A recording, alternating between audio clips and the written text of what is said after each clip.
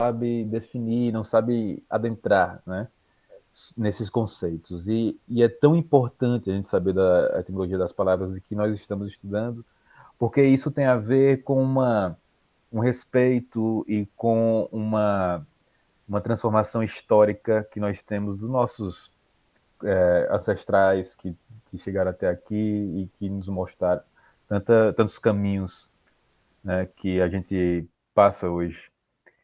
E a fenomenologia, Peirce ele fala que fenomenologia não é uma ciência fácil, fenomenologia é uma ciência difícil. Mas por que ele fala isso? Contemporaneamente, a gente vive numa dicotomia. Tudo que é construído na modernidade é baseado em metafísicas fixas, sedimentadas. Com isso, nós vamos ao encontro de muitos binarismos, ou seja, sempre estamos lidando com polos, né, de bem ou mal, de bom ou ruim, de homem, mulher, né, de heterossexual, homossexual, todos esses binarismos que fazem com que a gente nos separe da diferença, né? A metafísica, ela, se você pensar numa estrutura social de escala piramidal, nós vamos pensar na cadeia alimentar, por exemplo. Né? Cadeia alimentar é pura metafísica. Metafísica fixada, sedimentada e constitutiva no quesito de hierarquias. Então você pensa, cadeia alimentar, você já pensa logo, eu não sei, vocês, como é que vem na escola, mas eu penso logo no coelhinho, né? Coelhinho comendo a cenoura, que a cenoura tem as bactérias, tem os animaizinhos que fazem parte da base da pirâmide da cadeia alimentar. Tem a cenoura e tem o coelho que come a cenoura. E aí depois vem o tigre que come o coelho, e assim vai. Aí você pode pensar nas cobras, nos tubarões, né? Tudo fazendo parte de uma cadeia alimentar hierárquica. Mas quem é que está no topo da cadeia alimentar de todos eles assim? Se a gente pensa hierarquicamente, quem está no topo é o próprio homem. O homem que criou a cadeia alimentar, que definiu a cadeia alimentar, ele mesmo está no topo, né? Ele é o que come tudo, que consome tudo.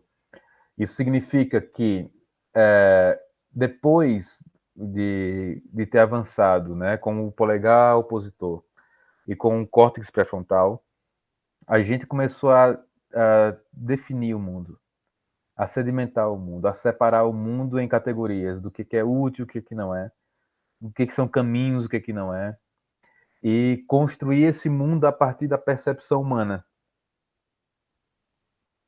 Tudo que a gente sabe metafisicamente na nossa sociedade, a gente passa batido uma coisa que na criança é diferente. Passa batido que tudo que a gente sabe e que a gente vê e que a gente transforma, que a gente dá nome, é a partir da percepção humana e não dos próprios objetos. A criança não, a criança ela busca os objetos para compreendê-los. Elas se tornam os objetos, né? Então, para que ela veja o cachorro, que ela compreenda o cachorro, ela se torna, junto com o cachorro, uma dinâmica relacional. À medida que a linguagem ela vai sendo fomentada, esse cachorro ele vai se separando da gente, no sentido de que ele se torna um objeto com utilidades ou não, né? Com certos comportamentos e certas qualidades e propriedades. Ali é o au-au, né? Olha o au-au, isso é o au-au. Ele morde ou não morde. Isso aqui é manso, isso aqui é preto, isso aqui é raça tal, né? Essa comida é boa, essa outra é ruim. E aí você vai construindo uma linguagem a partir de percepções humanas. Nessa percepção humana, que é uma linguagem a partir da metafísica, nós estamos no topo da cadeia alimentar. Só que, como nós nos aproximamos e nos aproximamos da linguagem e nos distanciamos do mundo experimental, então nós também definimos categorias para a nossa própria existência. No topo da cadeia alimentar, não existe apenas os humanos, mas em outras categorias são formadas, que é o topo da cadeia alimentar é o homem branco, cis, hétero, rico. Hoje ele é o topo da cadeia alimentar porque é o animal que mais consegue fazer coisas, né? Que tem mais poder sobre o mundo e sobre as coisas. Tudo isso é passado batido para a gente. É como se nós vemos essa sociedade, essa construção metafísica passando por nós como se fosse um cotidiano natural. E geralmente, no nosso cotidiano, nós não nos perguntamos por isso. Que é bem diferente do que acontecia na Grécia, né? Na Grécia sempre tinha algum louco, algum cara chato, como Sócrates, que ficava perturbando, né, assim, todo mundo e perguntando assim, cara, o que é honestidade? Isso ele fazia na rua, assim, ele perguntava a uma pessoa, sabe aqueles vídeos de pegadinha, né, que você chega lá na pessoa e desvia ela do lugar que ela tá, assim, com quem ela tá, e tira ela totalmente desse mundo. O que é honestidade? O que é ser? Né? Essa pergunta, ela não é mais feita por nós. Hoje, nós somos pessoas modernas que nós não nos perguntamos mais, porque nós já sabemos. Ou, pelo menos, temos que fingir que sabemos, porque o não saber explicar é uma condição de uma pessoa frágil. Então, assim, a pessoa moderna, o homem moderno principalmente, ele é a pessoa que não pode não saber.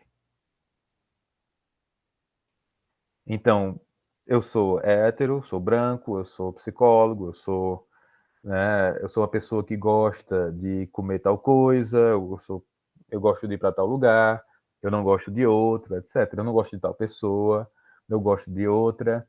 Tudo isso já é pré-definido. A surpresa do encontro, ela não tem uma qualidade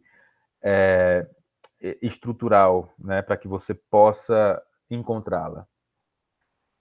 A fenomenologia, ela surge como crítica a esse tipo de fazer ciência, tanto no pensamento filosófico, quanto nos laboratórios de ciência, quanto na vida política relacional. Então, o que Russell estava pensando, né? Russell estava dizendo, cara, esses caras, eles estão dizendo que eles são empiristas, falando especificamente de Locke, né, de Hume e Descartes, né? Descartes que propôs a ideia de que nós temos um ego substancial em que eu penso, logo existo. Isso significa que toda a realidade, ela é um efeito do que eu penso. Então, eu tenho o poder substancial de mudar e desviar o mundo a partir da minha cognição. Então, quando os sentidos eles captam essa mundanidade, ela é codificada no meu corpo de uma certa maneira e eu penso sobre ela. Russell vai falar que, cara, nós aqui somos os verdadeiros empiristas na fenomenologia, porque ao invés de a gente esperar pensar numa sedimentação, num pensamento sobre os objetos, numa categorização e propriedades, nós deixamos ele aparecer. Isso significa que o método fenomenológico, ser fenomenólogo, que é uma posição de mundo ética, é deixar o estranho aparecer. Como ele aparece, independente do que eu ache sobre ele. Então, uma coisa é o saber, né, que Bianca é psicóloga, ela estuda Gestalt e mora em Juazeiro, etc. E quando eu encontro com ela, eu já defini tudo sobre esse encontro e sobre o que ela é, e vou encaminhar esse encontro para essas propriedades. É assim que as abordagens metafísicas modernas fazem. Se você chega com um diagnóstico na clínica de autismo, você vai tratar o autismo. Você vai tratar o TDAH, você vai tratar o TOD, etc. Você vai encaminhar a terapia, o encontro para essas patologias. Bom, num método fenomenológico, é uma coisa difícil. E aí, volto para Peus, né? Peus vai falar que a fenomenologia é uma ciência difícil. É difícil, assim, quando chegar a gente ter coragem, né? Para se arriscar junto com a pessoa, para que ela possa aparecer, mesmo com esse diagnóstico pré-definido, como ela é, independente do diagnóstico. Ou seja, ela não é TDAH, ela não é autista.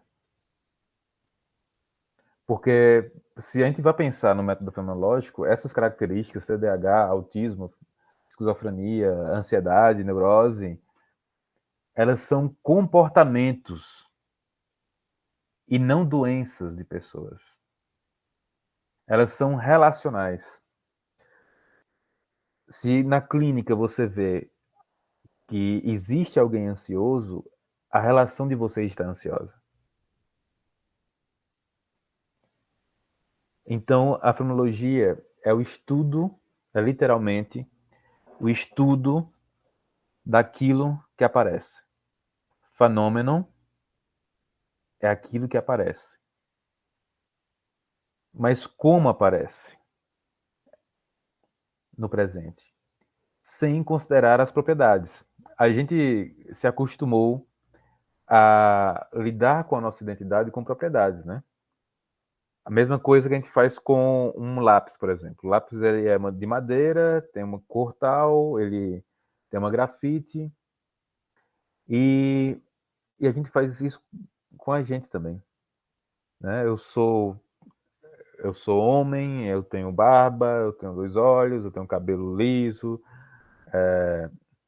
eu suo muito, né? Isso não quer dizer nada sobre mim no encontro, entende?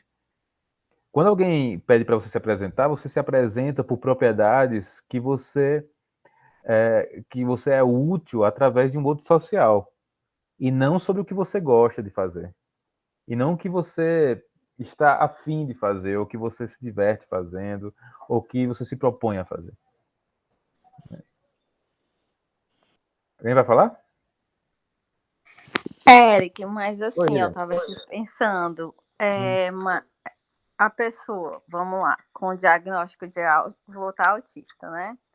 Serve, se para ela faz sentido e é uma forma dela se situar no mundo, assim, tipo, se nortear, né? Porque Uhum. existem estudos que é a forma de funcionar, se Sim. autorregular de tal forma.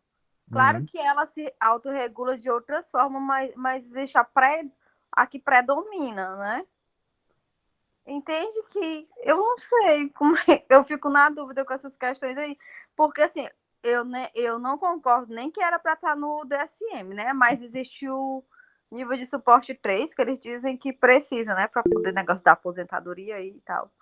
Mas enfim, eu tenho essas questões, sabe? Uhum. Principalmente sobre autistas, porque eu acredito que foi uma forma de categorizar mesmo, de nomear pessoas com essa forma de funcionar, né? Porque não é simples também, existem várias limitações. Sim, essa pergunta é muito boa, Lilian. Esse questionamento, ele é o sintoma da nossa da contemporaneidade neoliberal. É exatamente isso. Essa pergunta é muito boa. Por quê? Porque assim, eu passo já, viu, Lara? Porque assim, olha, se a gente considera uma pessoa autista, a gente está diagnosticando ela e os comportamentos dela e dando propriedades a isso, né? O que que a gente acabou de falar, né, na fenomenologia. Russell vai criticar Descartes, Hume e Locke dizendo assim: nós somos os verdadeiros empiristas. Por quê? Porque nós deixamos a coisa aparecer, né? Deixamos o diagnóstico, o sintoma ou o comportamento aparecer. Isso significa que se eu dou um exemplo de antigamente, né, que se considerava o homossexual uma doença, que era uma coisa que ele não podia trabalhar, ele não podia, né, viver em sociedade, tá? Isso é um diagnóstico também, certo? Mas olha só, se tu tiver razão sobre isso, sobre esse diagnóstico, ele vai aparecer. Se ele não puder fazer essas coisas, se for um mal para a sociedade realmente, isso vai aparecer. Então, a mesma coisa com autistas, tá? Assim, se tem alguns comportamentos que são típicos de autista, e se a gente vai trabalhar eles ou não, isso aparece, independente se a gente der o diagnóstico ou não. Mas por que a gente usa essa posição de esperar aparecer ao invés de categorizar antes? Porque se a gente categoriza antes uma pessoa autista, ainda pode aparecer o comportamento autista, mas a gente vai perder outros comportamentos que poderiam aparecer se nós não estivéssemos apenas abertos a um diagnóstico autista. E Entendi. todos os Então não há diagnósticos... problema, né? Desculpa, Érico, mas assim, não Uhum. há problema, então, para a fenomenologia.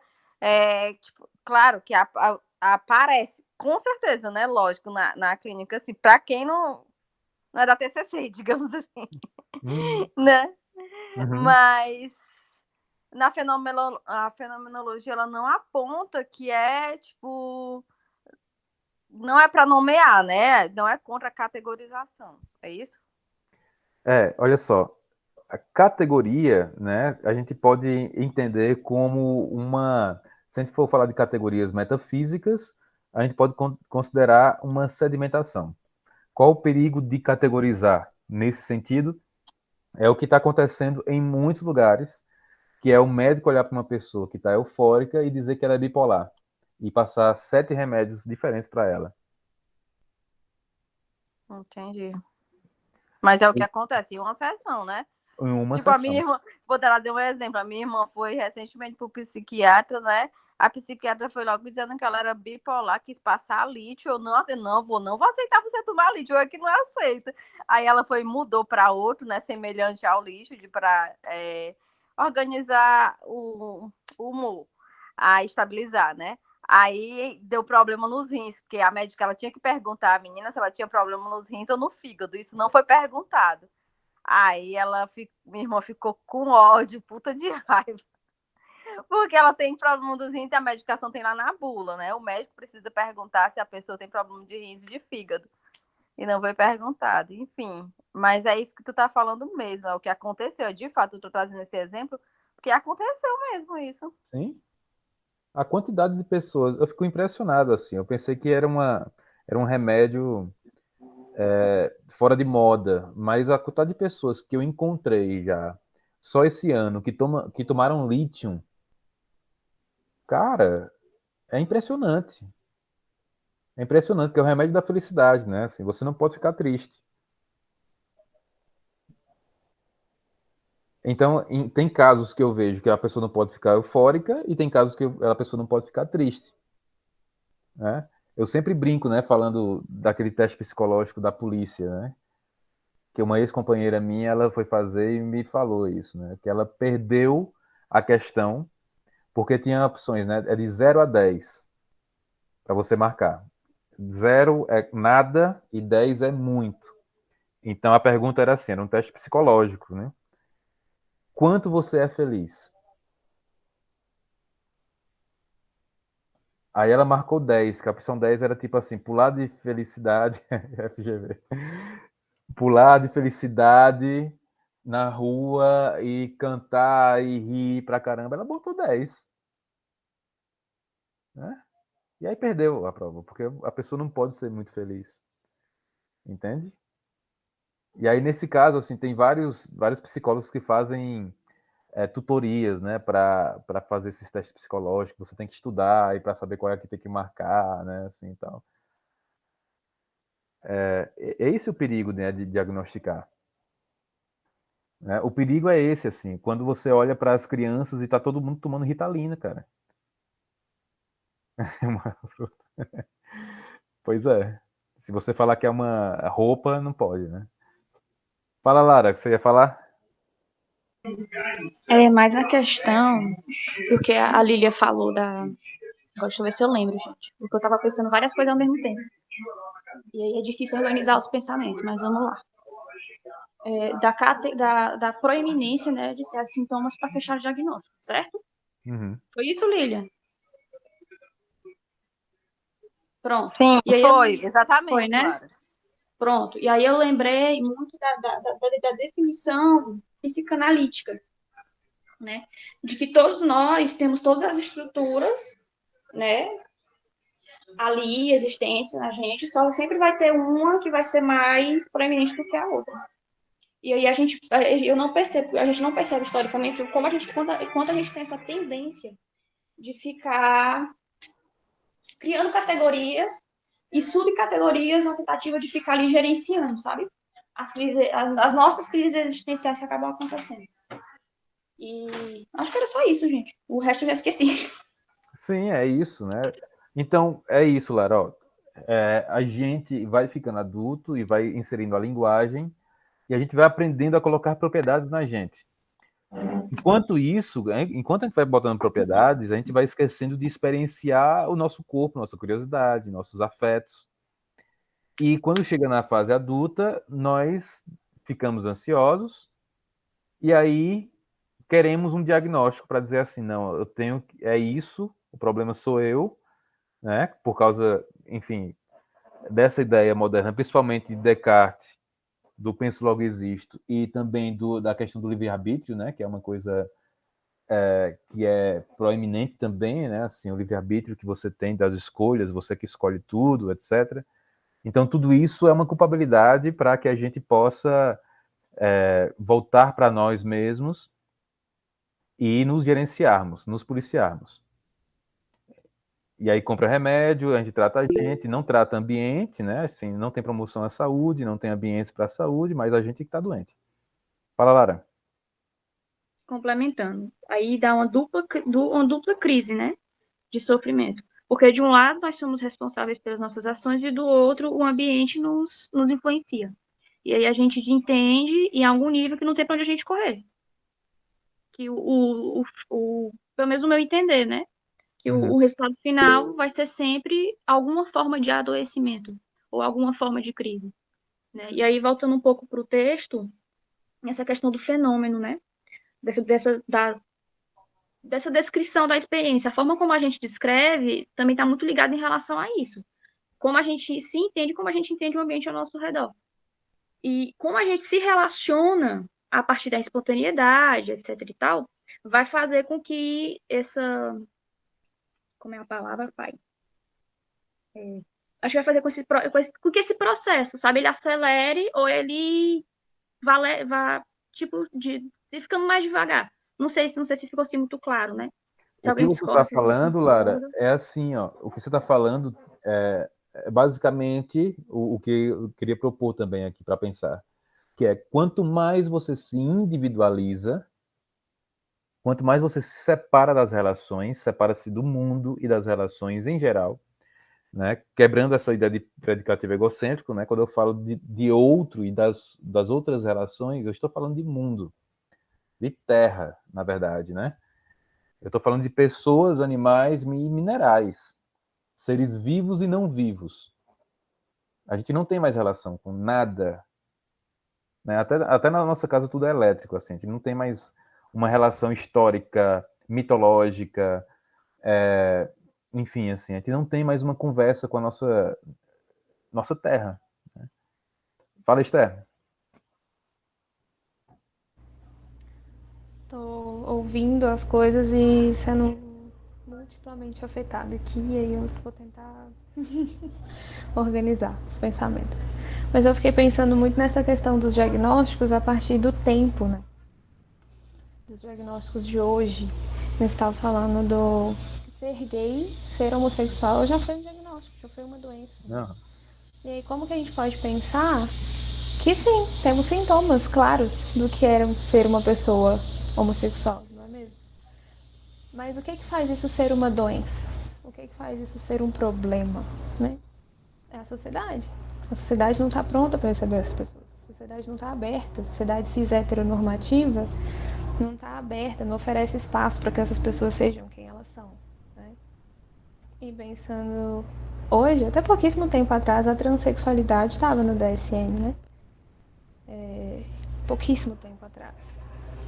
E pensando hoje, quais são os nossos diagnósticos mais comuns de hoje? É TDAH e autismo, né? Tá todo mundo desatento e com problemas de relação. Ninguém sabe se relacionar e ninguém consegue prestar atenção em nada por muito tempo, né? Por que será que isso acontece, né? Será que isso não é um reflexo de todos nós morarmos em apartamentos, né? Assim, pela própria etimologia da palavra, né? Estarmos todos apartados uns dos outros e com o nosso tempo e com o nosso mundo, e com, né, essa sociedade, nas nossas relações mesmo. E todo mundo com o celular na mão. Todo mundo tem 500 demandas para dar conta o tempo inteiro. Não dá. Quem tem tempo de prestar atenção por muito tempo? Quem tem 3 horas livres do dia para assistir um filme? A lista de Schindler. Quem tem esse tempo? Quem tem né? Eu fiquei pensando nisso, na questão dos diagnósticos a partir de quando nós estamos falando, né? O que é possível nessa relação e o que faz isso emergir também. O que faz esses sintomas emergirem também é uma relação, né, adoentada com esse mundo. Enfim, é isso. Cara, eu acho muito lindo você falando, cara, porque, sinceramente, assim, é uma visão que é muito difícil de se chegar, né? E é uma coisa que tu fala muito bem, assim, a gente compreender e compreender de verdade, né? Assim, não é só saber. A fenomenologia é isso e ela trata assim, e na vida cotidiana a gente não olhar para isso, né? E como tu fala, realmente é uma compreensão de que tu já está nesse lugar, nesse caminho, né? Que é olhar para as relações. Que é assim, cara, de alguma maneira eu estou entendendo que não sou eu.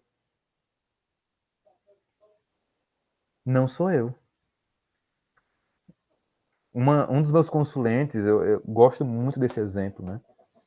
Um dos meus consulentes, ele diz assim, cara, eu sou muito nervoso e parece que eu quero controlar tudo, assim, e quando sai do controle eu fico muito mal. Eu, assim, eu queria lidar com isso melhor, porque, por exemplo, quando eu estou sozinho, eu quero fumar um cigarro, eu quero jogar um videogame, eu quero fazer alguma coisa para não pensar nas coisas, mas ao mesmo tempo, quando eu faço essas coisas, eu fico pensando, né, eu fico pensando que eu estou sendo improdutivo, que eu tenho que fazer alguma coisa, etc. Aí eu falei assim, cara, tu é tenso toda hora, assim, tem alguma hora que tu não é tenso? Aí ele falou, tem, assim, quando eu tô... É engraçado que quando eu durmo com alguém, eu fico muito calmo e consigo dormir. Quando, quando eu tô sozinho, assim, eu tenho insônia. E aí eu trabalho a insônia, vou produzir alguma coisa. Quando eu tô me relacionando com as pessoas, eu fico melhor quando eu estou... Mas só que, Eric, eu não posso estar com as pessoas todo o tempo. Entende? Tem uma hora que eu vou ficar sozinho. Aí eu disse assim, cara, o que tu tá me dizendo é que, perceba, que tu tá num conflito entre teu corpo e os motes contemporâneos neoliberais, que é a solidão individual. Você sabe qual é o lugar onde você fica bem, que é com as pessoas. Só que o mundo não te dá isso. Aí ele, cara, é mesmo assim. Eu disse, por que que tu que tem que lidar com a solidão? Por que que tu tem que aprender a ficar sozinho se tu sabe que tu fica bem com as pessoas?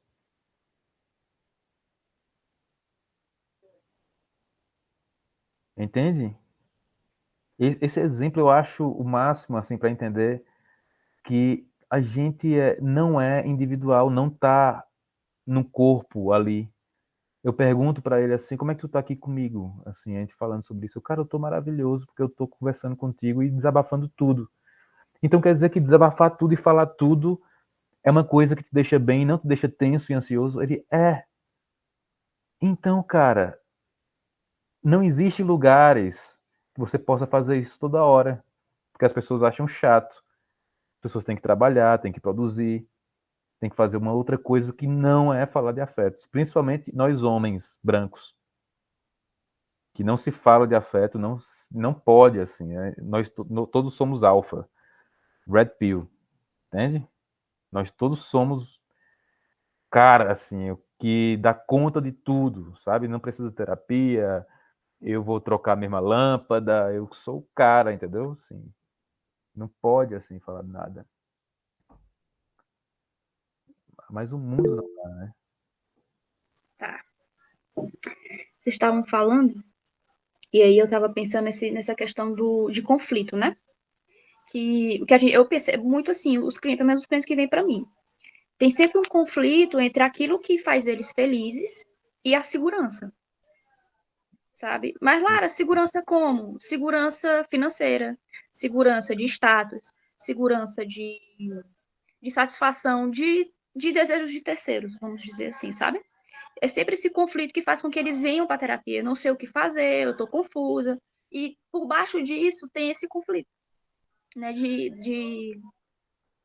Daquilo que me faz feliz, daquilo que faz ele feliz, que não vai concordar com o que as pessoas ao redor dele acham melhor para ele, né? Porque o erro da sociedade está aí, a gente sempre assume que sabe viver a vida do outro melhor do que ele mesmo. Né? Uhum. E como a clínica, quando a gente está em espaço terapêutico, eu já atendi, vira e mexe, eu fico impressionada quando às vezes só precisa de um encontro, né? Mas você já parou para pensar, por esse ângulo aqui, que talvez, se você fizesse assim, você não seria um pouco mais feliz, estaria mais satisfeito? Realmente, doutora, sim, eu estaria mais feliz. Eu vou fazer, aí na próxima semana seguinte já vem. Então, fiz tudo isso, fiz isso, tô me sentindo bem melhor. Aí eu, que bom. E assim, gente, às vezes eles só precisam falar, você dá um ponto de vista diferente, né? Que para eles, que para muita gente é óbvio, mas para eles não é, porque quem está no meio do sofrimento nunca vai pensar que é óbvio, né? Não vai dizer assim, isso aqui é óbvio para mim, não vai ser assim, né? E a gente proporcionar esse tipo de espaço onde o conflito ele se faz, né? Ele se torna presente, se torna palpável para o cliente. É nisso, gente. Se eu falei besteira, alguém me corrige aí. Não, eu não tenho que corrigir, né? Eu acho que é isso, né, cara? O conflito, ele é intrínseco a nós que estamos na contemporaneidade. É um conflito muito mais que mental, né? Como diriam os coaches, né? E abordagens mentalistas, né? Não é uma coisa mental, isso não existe, entende? É um conflito corporal. Nós nos enrijecemos para não sermos o que gostaríamos de ser, em prol de um outro social que diz como deve ser para que você seja amado. Você será amado assim. Entende? Esse conflito é o que cansa a gente. A gente tem que trabalhar muito, a gente está cansado, a gente está tentando fazer alguma coisa para pagar os boletos, para estudar e ainda cuidar das pessoas, né? Enfim. E aí a gente não tem tempo, mas vocês estavam falando, né? Assim, a gente não tem tempo de ócio, por exemplo, assim, para pensar na vida, para criar alguma coisa.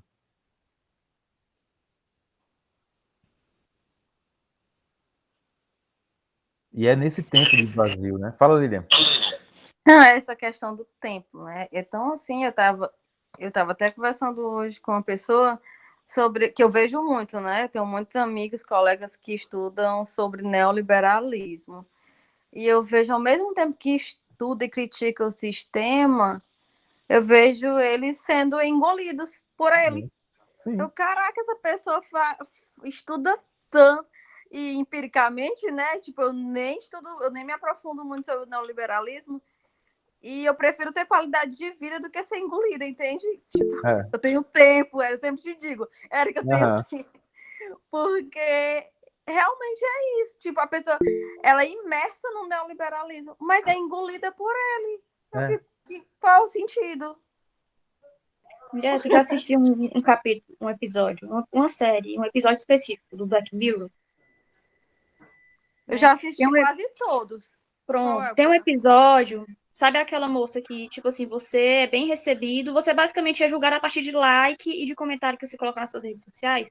Quanto mais Sim, eu sei likes qual é. você tem, melhor recebido você é, né?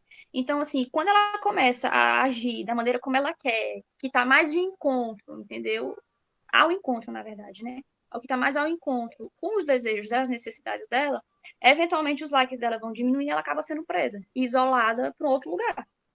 E aí ela se encontra com outra pessoa, começa a trocar ofensas com ele e ambos ficam rindo um com o outro. Ali é um encontro genuíno. Né? Não é por conta do xingamento, não, mas é porque eles estavam sendo verdadeiros um com o outro, sabe? Então, assim, você pode até falar sobre o sistema.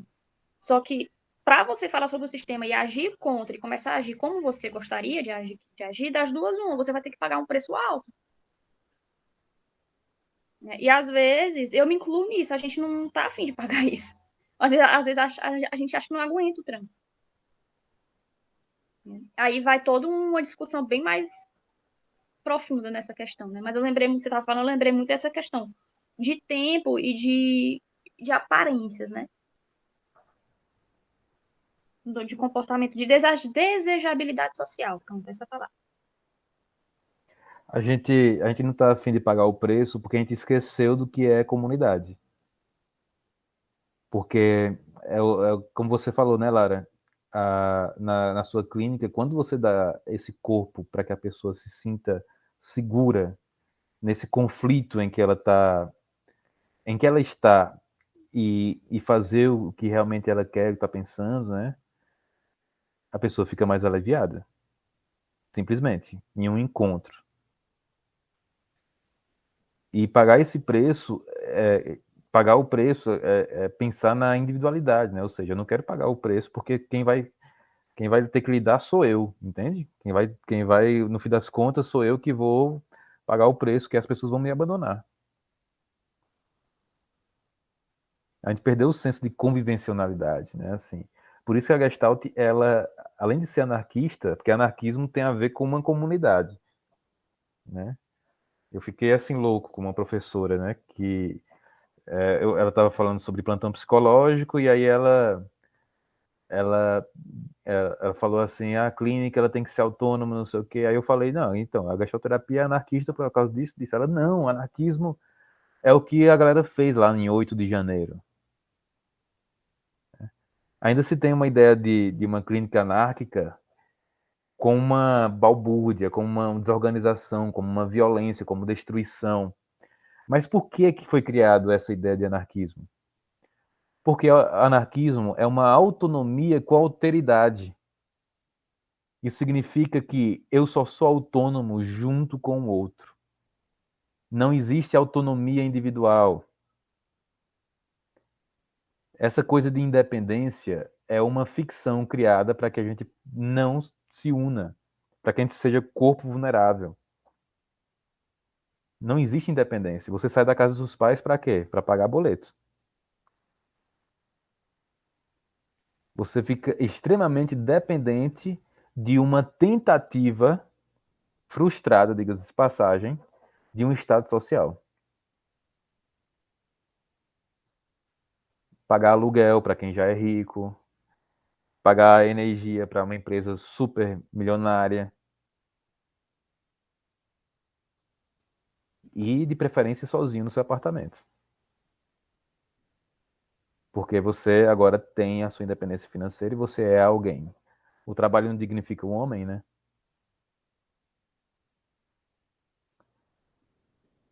Então, com tudo isso, para pagar o preço de você ser quem você é muito doloroso.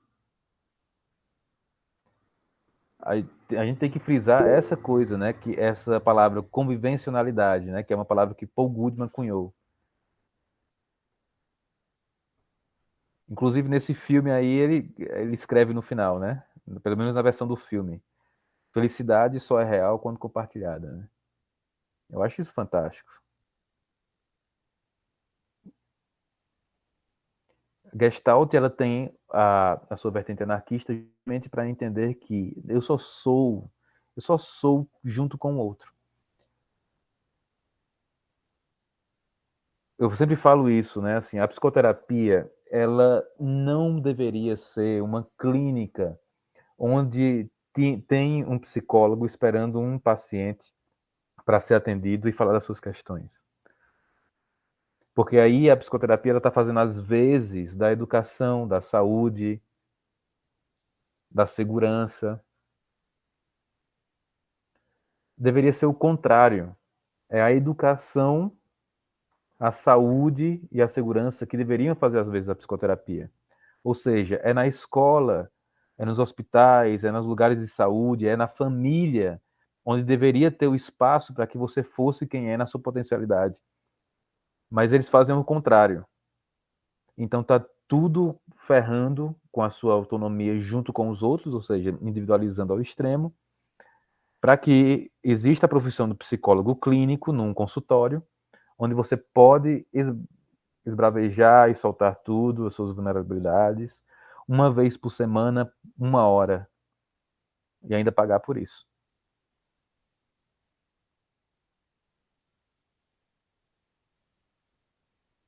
O trabalho da gestalterapia é o contrário disso. É fomentar essa comunidade, né? Quanto mais pessoas, irmãs e famílias que a gente encontra fora da nossa consanguinidade, a gente está fazendo uma boa gestalterapia e assim nós podemos ser autônomos. Pessoas que nos deem a possibilidade de humildade, de crescer junto com elas, né? A ideia de humildade, né, que vem de humus, terreno fértil. Humildade não tem a ver com baixar a cabeça ou fingir que é menos, né? Não. Humildade vem de humus, terreno fértil para que se cresça. Então, ser humilde com o outro é ser corpo para que o outro cresça junto com você, porque as raízes do outro em você vai fazer com que você se expanda também.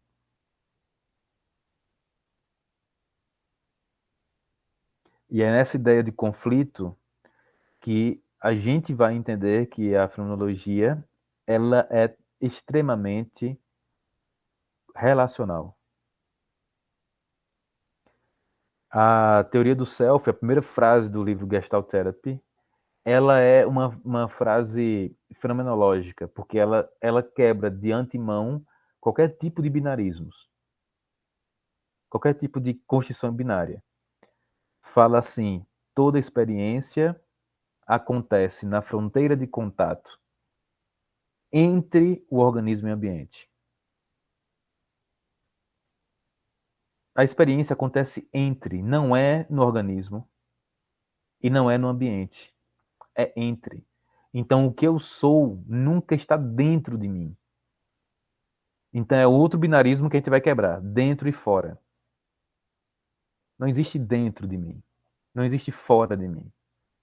O que existe é experimentar e você sente o mundo na pele junto com o outro. E sem esse junto com, não existe autonomia.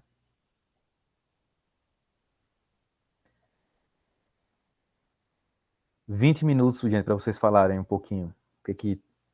Como é que vocês estão, como é que está passando por vocês, angústias, incômodos. Como a nossa família fica mesmo a serviço das aparências, né? A serviço, e como isso adoece.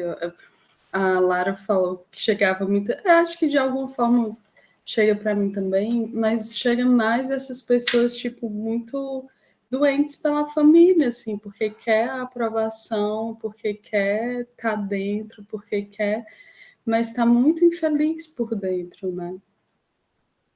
Não consegue achar caminho. E nem sei, estou com vários pensamentos desorganizados aqui. É isso, mas a desorganização é... Sabe aquela música de Chico Science, né? É desorganizando o que eu vou organizar, é organizando o que eu vou desorganizar, né? A desorganização ela serve para isso, né? Como a gente estava falando, o ócio na nossa contemporaneidade é a desorganização. Ele serve justamente para que a gente seja criativo, né? Ou seja, esse cara aí que está fazendo a natureza selvagem, né? Ele está desorganizando a vida que foi prometida e condicionada para ele, entende? Hoje mais do que nunca, nós não temos tempo para isso, entende? E é uma coisa assim que é até difícil falar para alguns psicoterapeutas assim, porque o que eu vejo assim na maioria é que a gente quer dar conta das coisas, assim, que a gente quer resolver uma situação, porque esse cara, para que você fosse nos ditames neoliberais, para que você seja uma boa psicoterapeuta, você deveria tratar ele para que ele ficasse bem na família dele, onde ele está e no trabalho. Uma resposta para ser dita, ela vai ser respondida na relação e não eu tentando estudar assim, o diagnóstico da pessoa, ou ela como objeto, ou ela no laboratório, analisar, assim, Yasser, o que é que você acha, né, de Bianca? O que é que você acha que ela está fazendo e tal, assim. Isso é objetificar, entendeu? Se distanciar da relação. Fala, Bianca. Mas o óbvio... Ai, foi mal, a Bianca ia falar. Não, é que eu ia dizer só que o óbvio, às vezes, é difícil de perceber. Ou manter essa postura de abertura para mim, para nós. É para nós, porque a gente aprendeu. É um grande desafio. A gente aprendeu na escola, entende? A dizer Mas assim, eu tenho alguns tratos com a vida. Eu gosto de conversar com ela e ela sempre me responde. Então, quando eu estou muito na dúvida, eu falo assim: me mostra o que eu não estou conseguindo ou o que eu não estou querendo ver. E parece que isso, para mim, me traz essa postura de abertura diante do outro. Porque é muito fácil eu me deixar levar ali pela aparência, né? Tá. Um homem, postura tal, não sei o que e tal. Ah, tá. Entendi mais ou menos. Fiz a leitura dessa pessoa. Não, mas e se eu só estiver aqui, né? Só que é uma conversa interna ali, rolando o tempo inteiro, às vezes meio tensa, às vezes, sabe? Tipo, não é. Mas é bonito quando eu faço essa pergunta e a vida me responde. Eu acho essa pergunta muito gestáltica, na verdade, né? E é isso uma das coisas que os psicoterapeutas eles têm muito medo de fazer. Que é assim, em vez de você traçar um caminho, por que tu não pergunta para a pessoa, cara? É muito difícil perguntar, entende? Como eu falei no início, assim, nós como somos modernos, a gente já sabe. A gente não quer perguntar. E para além disso, Yaskra, isso que você está dizendo é uma leitura que eu quero estudar aqui com vocês também, que é uma leitura já da ecofenomenologia. Porque essa mesma pergunta que você faz para o consulente, que a gente vai ampliar a clínica, essa pergunta que você faz para a vida é o que muitas civilizações que não são as neoliberais, né, os povos originários, fazem. Eles perguntam para as montanhas se podem sair de casa. Eles perguntam para a águia se está tudo bem pescar hoje, entende? Eles conversam com o rio. O rio para eles não é essa coisa que a gente tem, né? Porque o rio para a gente é uma coisa de consumo, é uma fonte de matéria-prima. Para eles não, para eles é a família deles. É o avô, né? O Krenak fala que o rio Vatu é o avô. Vatu é avô em Krenak. Isso para mim é o que a espiritualidade faz. Assim, eu escrevi esses dias, aí tipo, sem espiritualidade para mim o mar é só o mar, mas hoje quando eu chego diante do mar, eu vejo Iemanjá, e eu saúdo Odoiá, minha mãe, né? Quando eu vejo um raio é Parre Oiá. Então Maravilha, isso para mim é o que me sustenta. Sim. Uhum. Porque sem isso, na verdade, nada faz sentido. Sim. Uhum. Eu ainda assim, mesmo sem sentido, eu faço isso. Né? Mesmo sem religião também, eu faço isso. E isso é maravilhoso, assim, essa conversa. É aprender a escutar, né? E, e isso é muito gestalt, que é muita abertura para o mundo, né? É estar no entre, não no individual. E aí, Bianca? Oi, gente, boa noite. Boa noite. Yas, quero só dizer uma coisa para você antes de fazer meu comentário. Aqui no Cariri, a gente chama de munganga. Não sei se Eric para mim faz munganga. Você Uhum. falou, eu lembrei aqui da nossa terra. Mas, gente, que espaço rico. É a primeira vez que eu estou participando aqui do grupo de estudo. Eu estou encantada, mais ainda, com o projeto. Queria expressar isso a todos vocês e a Eric em especial. E a João, que está sendo... Ele está aqui, né, João? Está Tá, sendo um parceirão para os mim no bastidores aí. Instituto. E aí queria registrar também. Mas aí, pegando todo... Oi, João! Todas essas falas e essas angústias e essas pontuações, eu lembrei de uma situação onde eu estava assistindo aula com a Luciana Aguiar, Maravilhosa. tá? Depois dessa retomada para a gestalterapia. E aí a gente questionando justamente essa questão da espontaneidade, a importância de respeitá-la na clínica. Me veio muito isso quando vocês começaram a falar dos diagnósticos. Eu até coloquei aqui nos comentários. Demais, assim. É essa coisa que a gente tava falando, né, Bianca, de perguntar, a gente não quer perguntar. Porque a gente está numa relação de poder, né? Eu sou o terapeuta que vai resolver a sua questão. E como a gente é neoliberal, a gente vai dizer assim, ó, se tu tá com ansiedade, então eu vou tratar a ansiedade. Eu vou lhe entregar o produto chamado cura da ansiedade. Né? Eu vou te entregar isso, você está pagando para isso, né? Cara, eu não lembro nenhum, não tive nunca um consulente que chegasse com um diagnóstico, e chegou vários diagnósticos, inclusive de ação suicida, em que a gente falava desse sintoma, desse diagnóstico, por mais de uma sessão. É só na primeira que a pessoa traz. E nunca mais. Chegou pessoas com ideação suicida, já chegou pessoas com tricotonomia, né, que é aquela coisa de arrancar o cabelo. Pessoas com burnout. Nunca TDAH. TDAH é moda, né? A outra moda agora, que bem contemporânea, é o TOD, né? É o transtorno obsessivo, não, opositor desafiador. Né? Hoje está muito em moda também. Chega, eu não falo mais de uma sessão sobre isso.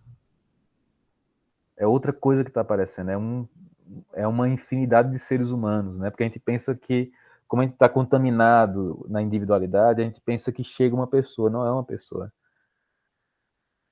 Chega um mundo para você. É um mundo te dando a oportunidade de aprender um outro caminho que não é o teu.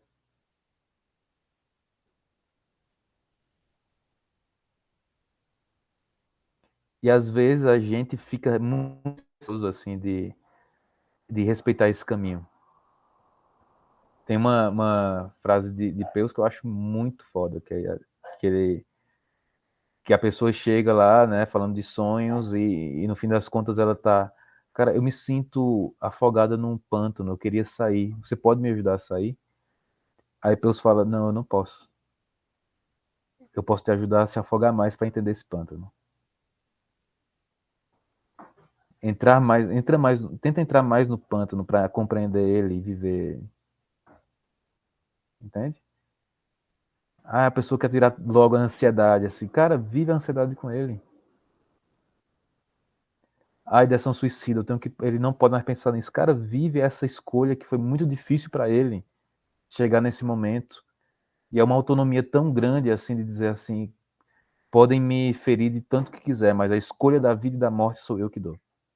Entendeu? Aí você quer tirar isso dele. Setembro Amarelo, aquela coisa babaquice, né?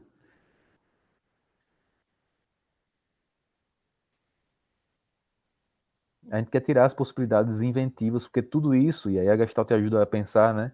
Tudo isso são ajustamentos criativos. A pessoa criativamente encontra um caminho sintomático para viver a angústia, esse conflito que a gente está dizendo aqui.